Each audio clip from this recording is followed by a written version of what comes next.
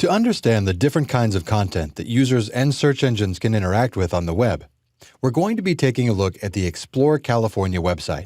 And before we start focusing on what search engines like, it's important to take a moment to appreciate just how many options we have to provide humans with different formats and mediums. At the end of the day, it's these humans we need to impress with our pages. So let's do a quick review of some of the content types that we have available to us on the web.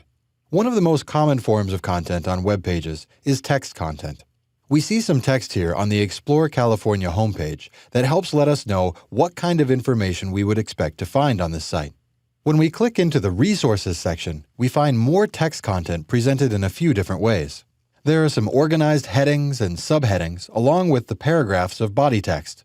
And there's even a checklist at the bottom organized by bullet points. And when we click on the FAQ link here, it takes us to a page of text content that's organized by a series of questions and answers. All of this different content is formatted in different ways so that it's easier for both users and search engines to understand the content. Another form of content found on the web is imagery. Images can often be more effective than text in conveying a powerful message.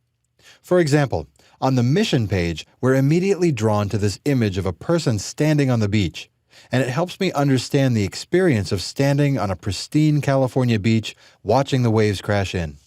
While the text of this page says pretty much the same thing, the feelings and emotions of this message are much better communicated through imagery. Video is another form of content that we find on the pages of the web. If we head over to the home page and scroll down a bit, we see a featured section about the Ojai Olive Oil Company, as well as a video clip. The rich sights and sounds of video can do what images and text alone cannot.